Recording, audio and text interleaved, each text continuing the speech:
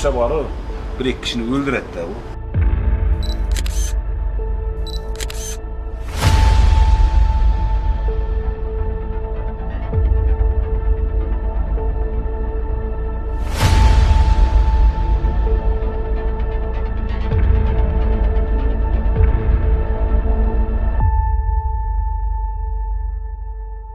Siz turizmnikini chiqindimi shunda bu hozir? Ha, 2dan keyin kelsak shuni tursa, shu taraf bosib ketadi sizlarga. Asaka ko'chasida joylashgan TP 996. Eshiklari lang ochilgan, xavfsizligi umuman ta'minlanmagan. Assalomu alaykum. Mahallada nima gap loyihasining 2-soni bugun efirda. Aynan bugun Mirzo-Ulug'bek tumanidagi Mirzakalon Ismoiliy va Asaka mahallalari hududini o'rganamiz.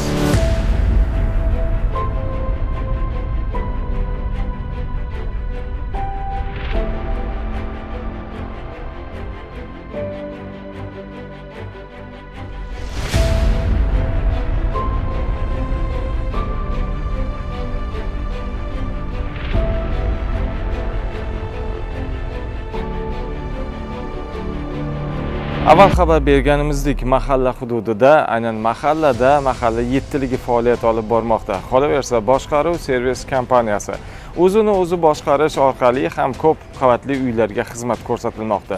Lekin, ammo biroq degan savollarga kim javob beradi? Aynan obodonlashtirish masalalari nega oqsayapti?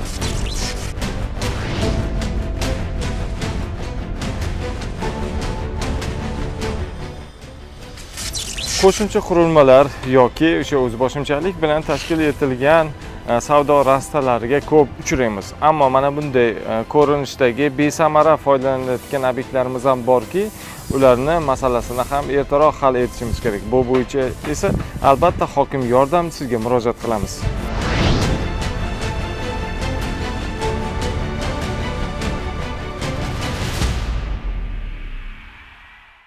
Mahalla hududida aynan mana shunday buyumlarni ham kuzatishimiz mumkin. Bu albatta fuqarolarimiz tomonidan o'zlari xarid qilgan yoki uylarini jihozlagan yoki remont qilingandan so'ng albatta chiqindilarni tashqariga olib chiqib qo'yishadi.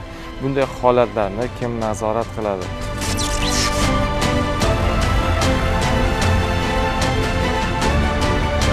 Albatta, avariya holatlarini bartaraf etish jarayonlari amalga oshiriladi va kommunal tashkilotlar tomonidan muammolar hal etiladi. Ammo avariya holatlaridan keyingi holat aynan mana shunday ko'rib turganingizdek uyum qoldiqlar, chiqindilar qolib ketadi. Bu holatlar bo'yicha albatta kommunal tashkilot rahbarlariga yuzlanamiz.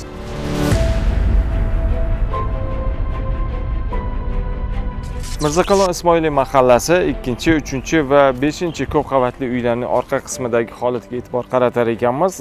Daraxt shoxlarini qurib qolishi, qolaversa, qurib qolgan o'tlarga ham guvoh bo'ldik. Buning sabablari nima?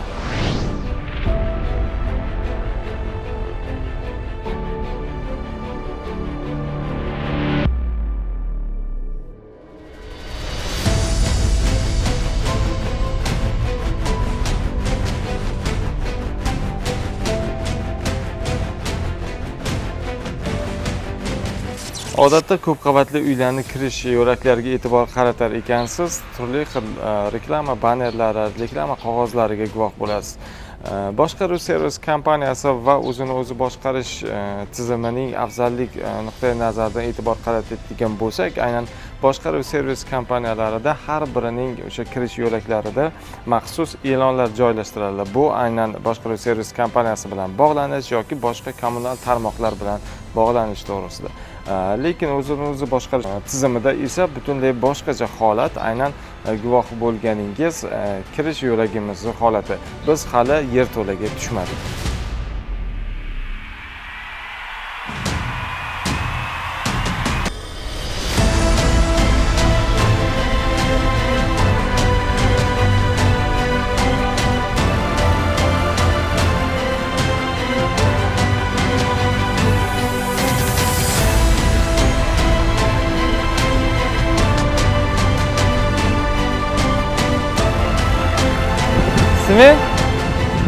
Qayerga ishlatasiz uni? Yaxshimisiz? Musul mashina keldi. Ha? Musul mashina keldi. Musul mashina qachon keladi? Hozir soat 2 kelamiz endi. Qayerga qo'ygansizlar o'z smenni? U mumkin emas o'tga qo'yish.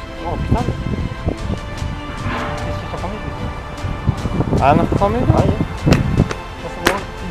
U joyi yo'qmi ichkarida qo'yiladi? Bu ham boshqa hudud, territoriya, ko'chaning yuzi.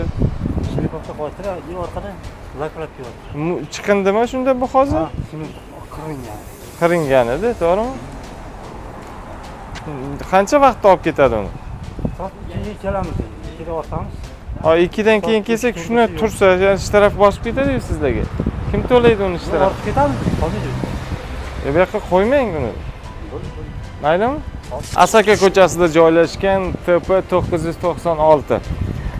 Yoniga borgani ham xavotirlanyapman, sababiki eshiklari lang ochilgan, xavfsizligi umuman ta'minlanmagan. Albatta elektr tarmoqlari korxonasiga yuzlanamiz va bu masalalarni ertaroq va bugunning o'zida hal etishini iltimos qilib qolamiz, sababiki juda ham xavfli holatda.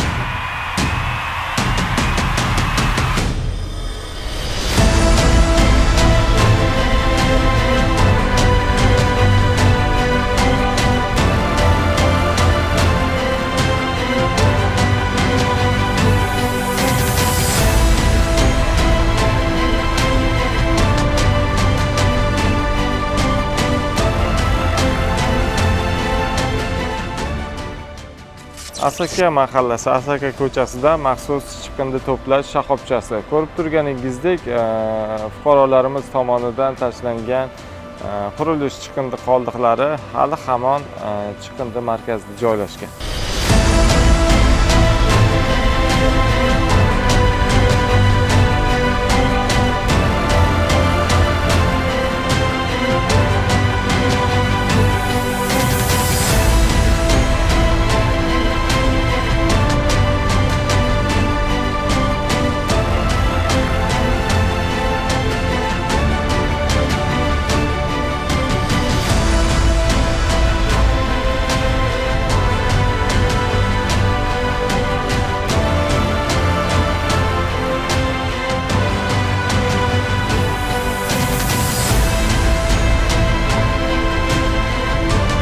Asaka mahallasi hududi aynan fuqarolarimiz tomonidan qurilish materiallari olib kelingan, ammo asl holatida aynan workout maydonchasini oldida qoldirilgan.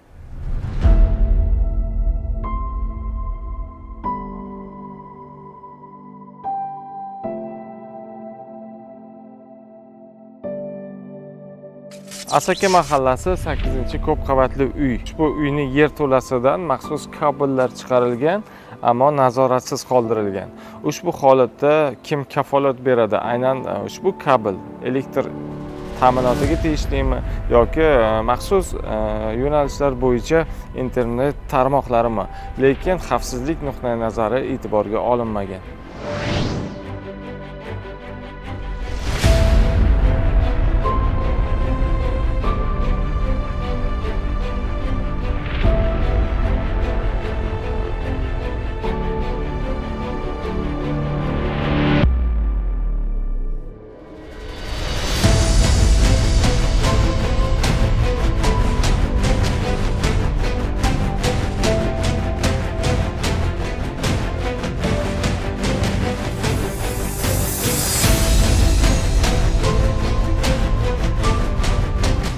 Asaka mahallasi hududidagi 2-ko'p qavatli uyga e'tibor qaratar ekanmiz. Kirish yo'lagidan kirib kelishimizda elektr shetlariga oxirgi marotaba qachon e'tibor qaratilgani ham noma'lum.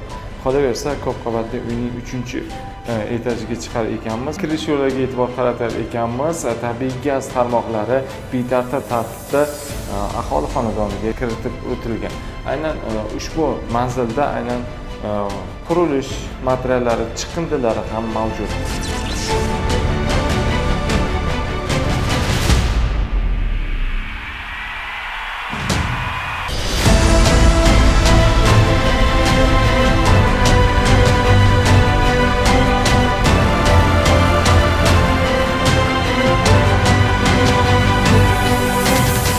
Mirzaqullon Ismoiliy va Asaka mahalla hududini o'rganar ekanmiz. Istalgancha mana shunday shlagbaumlarni topishimiz mumkin bo'ladi. Bu albatta tez yordam mashinalari hamda favqulodda vaziyatdagi avtoulovlar harakatiga jiddiy ta'sir ko'rsatmay qolmaydi.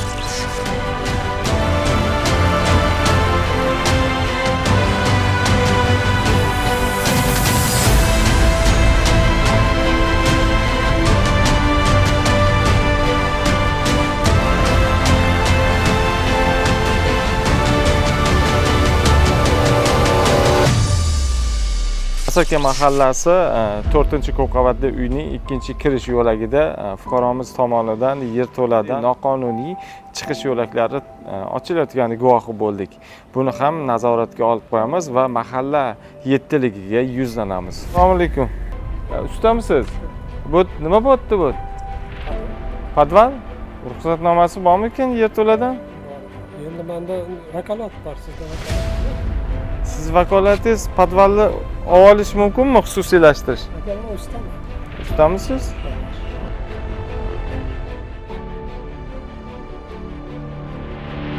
Asaka mahallasi 4-ko'p qavatli uyning 1-qavatida tadbirkorlik subyekti tomonidan o'quv markazi tashkil etilmoqda. Ammo binodagi devorlarga shikast yetgan. Biz xonadonimizda necha yil bo'lyapti? Bu asosiy devorlar olib tashlamaganmisizmi? Bu asosiy devor perigar o'tib Perigar. Anaqasi qo'yishdan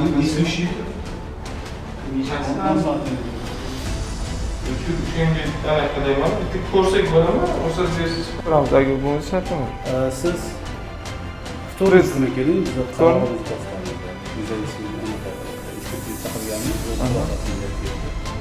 xulosa bor, o'sha narsa kerak edi, boshqa narsa kerak emas.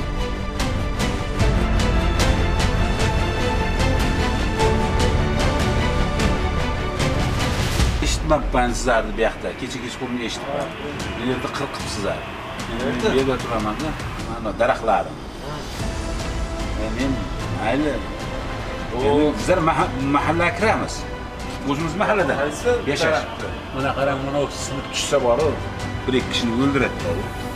Tartibi bo'yicha qurib qolgan bo'lsa ham mahallaga aytasiz, mahalla zaifga beradi. Zaifga bo'yicha ekologik o'rganadi-da, xulosasini beradi, obodonlashtirish kesib ketadi. Bu tartibi shunday.